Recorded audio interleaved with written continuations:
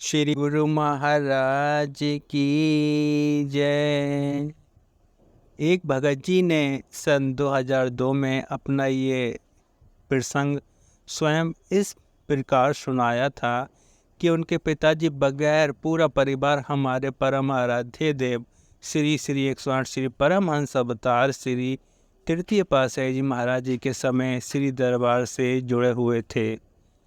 सन 1982 में वे भगत जी मुंबई से श्री प्रयाग धाम में हमारे हृदय सम्राट श्री श्री 108 श्री परमहंस सद्गुरुदेव दाता दयाल जी श्री पंचम पातशाही जी महाराज के पावन दर्शन करने के लिए आए। उन दिनों श्री दर्शन एवं सत्संग कार्यक्रम रात के समय लगभग 9 बजे होता था। वे भगत जी जब श्री प्रयाग धाम पहुँचे तो श्री सद्गुरुदेव दाता दयाल जी महाराज पावन सत्संग भवन में सुंदर आसन पर शोभयामान थे और गुरुमुख जन श्री चरण कमलों की शीतल सुगंध छत्र छाया में बैठकर श्री दर्शन करते हुए सत्संग का लाभ प्राप्त कर रहे थे।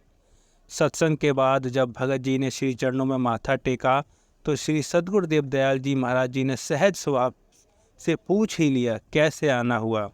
उन्होंने विनती की, स्वामी जी श्री दर्शन करने आया हूँ।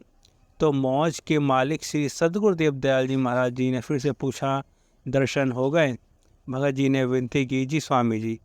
तो श्री वचन हुए कि दर्शन करने आए थे और दर्शन हो गए, अब वापस जाओ। श्री आज्ञा शिरोधार कर भगत जी उसी समय वापस मुंबई के लिए रवाना हो गए। अब रास्ते में अपने मन को समझाते रहे कि सद्गुरु की मौज में ही भला है।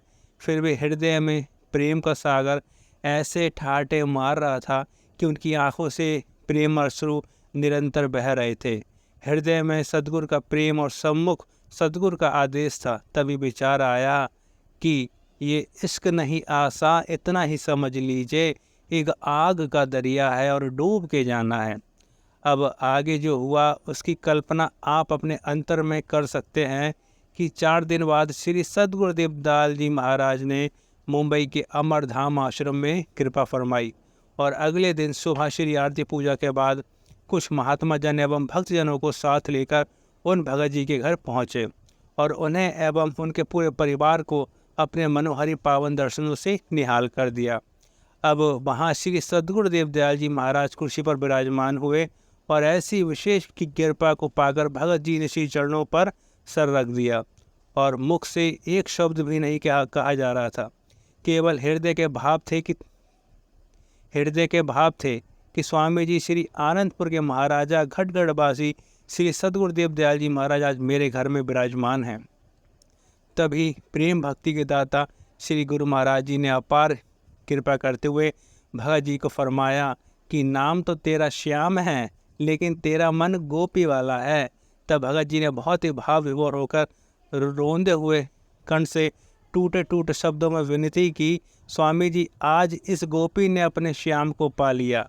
उस समय श्री सद्गुरुदेव दाता दयाल जी महाराज ने मुस्कुराते हुए सभी को शुभ आशीर्वाद दिया और सभी को प्रसाद देकर अमरधाम आश्रम में लौट आए। बोलो जयकारा बोल मेरे श्री गुरु महाराज की जय। एक बार एक भक्तानी ने श्री दर्शन हॉल में भोग लगाने के लिए श्री चरणों में विनय की। तब श्री गुरु महाराज जी ने फरमाया कि भोग तो हम लगा लेंगे, लेकिन 10 तेरी चप्पल कितने हैं? वो भक्तानी घर में चप्पल पहने हुए भोग लगाती थी। अब श्री गुरु महाराज जी तो हर बात जानते हैं और उसे पूछ भी लिया। तब उसने कहा, स्वामी जी घर में जल्दी होती है तभी चप्पल पहने हुए भोग लगा देती हूँ। श्री गुरु महाराज जी तो सब जानते हैं, कोई ये ना सोचे कि श्री गुरु महाराज जी को कुछ नहीं पता, वे तो हर किसी की भावनाओं को समझते हैं। बोलो